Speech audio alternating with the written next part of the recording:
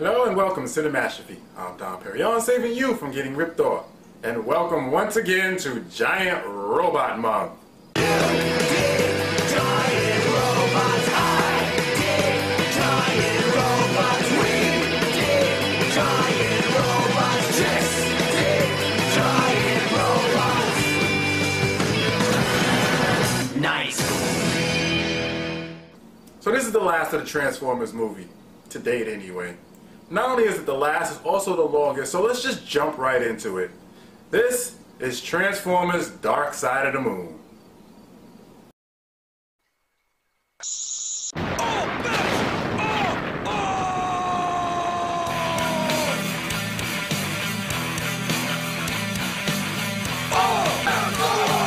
What the fuck did you think? What the hell I was going to do? To get this shit on! All bets are off. Bang!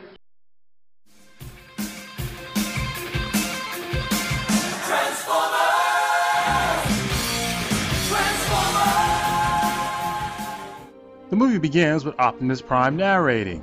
Again.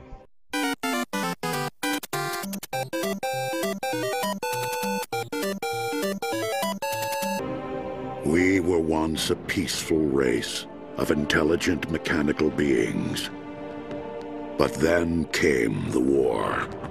Okay, I'm just gonna skim through this because even if you've only seen the movies, you've heard the story of this fucking war at least 3 times already. Twice in the first movie. So basically during the war, an Autobot ship named the Ark was trying to leave Cybertron but was badly damaged. It lands on the moon and is the catalyst for the US-Russian space race.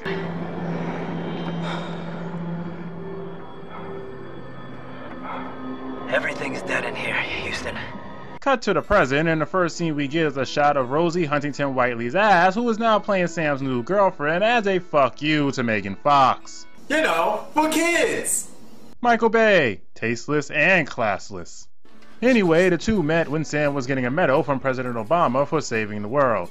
Speaking of the world, things have now changed drastically since, you know, the cat is out of the bag about the Transformers. I guess the government couldn't cover up that worldwide feed from the last movie. What's the matter, guys? Don't have a global nullifier?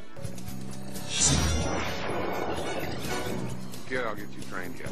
Anyway, I'm assuming it's been 4 years since Sam is out of college and he's having trouble finding a job. This has made him an angry, disgruntled, abusive asshole. I'm not kidding, people. Within the first 2 minutes of being on screen, we have to hear him complain about his situation, even though he has a smoking hot girlfriend and an amazing place to live in. But we watch him kick a Transformer. It's like Michael Bay is continuously trying to find new and inventive ways to make this guy a dirtbag. Well, congratulations, Michael. Sam has now beat out Anakin Skywalker in the Shit Stain Awards. It's not fair. Thanks to the huge backlash Michael Bay got for mudflaps and skids, he decided that the wise thing to do would be to replace them with Wheelie and a new Autobot named Brains. You know, Sam, I don't know about moving in with this chick. What if she dumps us like the last girl? She was mean. You like her. Us guys gotta stick together. So you replace 2 of the most racist characters in history with a stereotypical Italian from Brooklyn and a stereotypical black man from the 60s. And don't tell me that's not what he's supposed to be. Look at the way he talks, the way he moves. Hell, he's even got an electronic afro. Well, you tell her that we're not your pets and we're not your toys.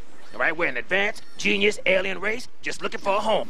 If he breaks out a cane and an overly large brim hat, I'm slapping somebody. So finally we get to what everybody paid to see, you know, because I know this is what I paid to see. This is what you paid to see, right? Yeah, I know, right, Michael? This is what the people paid to see? Sam's parents! Yeah, Sam's parents! I know I know, right, Michael? That's what the audience wanted. They wanted to see Sam's parents again. So here we go, we got Sam's parents. That's what we want to see. That's what we paid. I know, that's what I paid to see. When I saw the title Transformers, Dark Side of the Moon, what did I think? Oh, you know what? Sam's parents is gonna be in here. Oh, I get to see more of them being fucking annoying. That's great. That's what I want to see, right, Michael? That's what the people want to see. So his fucking parents, right, Michael? And now for something completely different. 15 minutes in, we finally get to see what the Autobots have been up to for the last 4 years, and apparently has been fighting terrorists. Also, Michael finally got around to giving Optimus his trailer. I have to say, it's a mood effort at this point, Michael. I don't even give a shit anymore. I don't even consider this a Transformers movie. Hell, I don't even consider this an acceptable GoBots movie. This is a can of shit. After getting some information from an informant about some Cybertronian technology in Chernobyl, the NEST team goes to investigate it. Once there, they're attacked by Shockwave, who now, instead of being a giant gun, rides around on a giant worm. Who is he, more deep now? And how can this be? For he is the Kwisatz Haderach. They manage to get the piece of Cybertronian technology, which Optimus recognizes as a piece of the Ark, while the Russian informant is killed by a laser beak. Across the Atlantic, we get to see Sam get rejected from job after job after job. I don't know about you, but I sure do feel like my hard-earned money was well spent on this film. Because this is the epitome of entertainment, right? Watching a guy get rejected time after time again for no particular reason, other than the director wanted to stretch the film out for an extra hour and a half. I mean, he could have at least tried to make it funny. Look, watch me make this entertaining. Mr. Matsumoto. Bam! Rejected! Rejected! Martha, can I call you Martha? No, you may not. Okay. Rejected! Rejected! Okay, Jack, there's two types of people in this world. There's thinkers, there's doers. There's winners, there's dreamers, and there's buddies. Boom! Rejected! What about some weaknesses? You have a very trustworthy face. You remind me of like an Asian Colonel Sanders, a man I can trust. It's always good to have a medal guy in the office with a medal. From Obama? Yeah.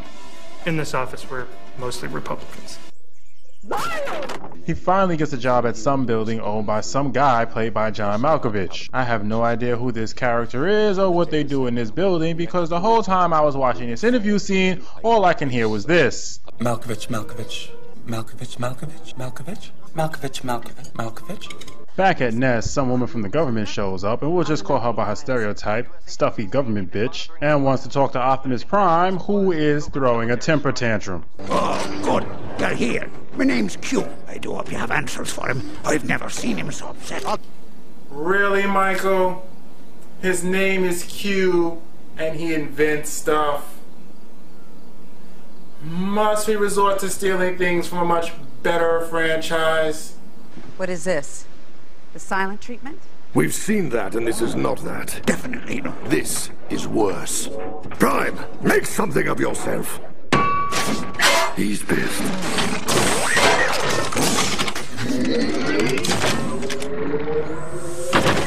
You lied to us. Everything humans know of our planet, we were told had all been shared. That's right, you saw correctly. Not only was Optimus Prime, leader of the Autobots, acting like a 4-year-old, but he had to be reprimanded by Ironhide. Are you alright? What's wrong? I felt a great disturbance in nerddom, as if millions of voices cried out in terror, and then was suddenly silenced. I fear something terrible has happened. So they tell Optimus about the moon mission. I get it, okay? I know. Everybody wants to be a part of this franchise, but really, Buzz? Did you have nothing better to do that day? The only thing sad would be to find out that that was really Obama in the beginning. It wasn't. I checked. Sam goes to tell his girlfriend that he has a job, and after finding out that her boss is Tony Stark, he starts to act like an... You know what? Actually, there is no real change in his behavior because Sam is always an ass. Sam, he's hardly the first man to ever smile at me. I think I can handle it. Hold on. It's the smiling back part that gets me, okay? No more smiles. Never again, I promise. In Africa, the Decepticons are just hanging out, still trying to grow hatchlings. Oh, hail Megatron. So he trained the elephants to salute him. I'm not sure how useful that will be in the future, but I'm sure that's an accomplishment he can be proud of, I guess. And is it me, or does him and Starscream look like two parent pigeons returning to feed their young? Yeah, I don't think Happy Homemaker is the best look for your villains, Michael. Just saying. Oh, and Soundwave is back and no longer a satellite. For no real reason whatsoever. From your little assassin. Autobots have taken the bait and discovered the Ark and returned with its cargo. Your human collaborators have served their purpose, Soundwave. It's time to eliminate loose ends. And are those little robots in his head supposed to be healing him or eating him? If they're supposed to be healing him, I think the process would go a lot faster if he was to stop destroying them. And if they're supposed to be eating him, why would they even make those?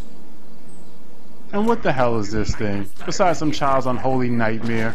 I mean, what could this possibly transform into as a disguise? A ball of metal? It is clearly the nightmare of children's nightmares. Michael Bay, supporting child therapists everywhere by giving children night terrors. So while Ravage is out killing entire families, you know, for kids, we get to watch Sam, work. See that? Chip, okay? Yes, sir. Move. Yeah, all the things that you are, beautifully broken, alive and more. This may appear like a boring waste of time, but wait till we get to the scene where he faces off against the copy machine. Sam's girlfriend comes to visit him and he finds out that her boss has bought her a new car, which, you guessed it, gives him more shit to complain about. You know how long it would take me to afford a car like this? Long time? Yeah, like 53 years. You said it was for both of us. Then what we should do is we should sell it and buy a house. One of the Decepticons' informants, played by Ken Wong, works in Sam's building and recognizes him. After cornering Sam in the bathroom, he proceeds to tell him who he is and that the Decepticons are mobilizing again. I'm Wang. Deep Wang. Deep Wang. Get it? Because he's Korean. And another word for penis is Wang. Because Koreans say that, right? It's my manifesto. They're wagging us out. Everyone who knows what's on the dark. Your alien friends are in danger. You know the good ones. It's up to you. Then he proceeds to get thrown out of a window by Laserbeak. It's okay though, because Michael Bay made a joke out of it. Didactic lectures from Chuck. Well, that's not helping. Jesus!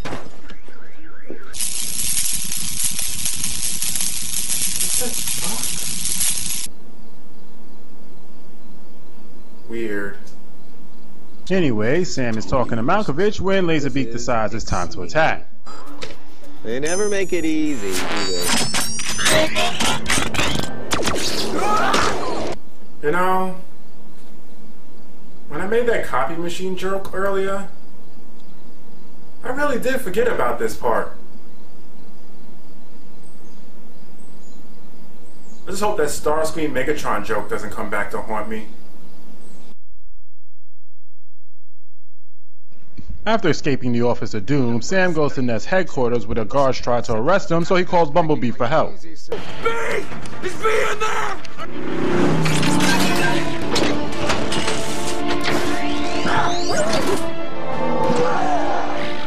Then, after Bumblebee just saved his ass, he proceeds to whine and complain that Bumblebee doesn't come spend time with him anymore. Sam, that makes me feel bad. Well, yeah, well, I hope you feel bad. You should feel bad. Look at the jalopy I'm driving now. I feel bad every single day. My God, this is all Sam ever does. Every time he's on screen, all he does is bitch moan and complain. I've never in my life seen a character on screen, not even Anakin Skywalker, whine and complain this fucking much. This isn't even like watching a real movie. You know what this is like? This is like sitting there watching some guy complain about every single thing with tidbits of other shit thrown in here and there so he doesn't look like a raving lunatic. What's that? Using one of their spaceships, the Autobots flew to the moon, located the Ark, where they found Sentinel Prime, the original leader of the Autobots, and 5 pillars, and brought them all back to Earth. Sentinel's in a state of hypersleep, and Sam shows up right when they're about to use the Matrix of Leadership to revive him. Oh great, he wakes up just like my sister, pissed off and ready to kill someone. After calming Sentinel down, he explains that there were hundreds of pillars, not just 5, and they form what is called a space bridge, which is basically a teleportation device. Stuffy government bitch kicks Sam out of the loop, placing him under Autobot protection, specifically Bumblebee's. Because he feels the need to be useful, Sam gets the help of Agent Simmons, who is now rich because of a book he wrote about the Autobots and Decepticons, to aid him in his investigation. We then get a really good character development scene between Optimus Prime and Sentinel, which later on in the movie has a really good payoff. But rather than letting this scene resonate with audiences, Michael Bay has to cut to this. After bringing Wang's file to Sam, John Malkovich proceeds to shadow box with Bumblebee, who shoots him with a tickle ray. I I'm Bumblebee has a tickle free. Bumblebee has a tickle ray. Bumblebee has a tickle ray.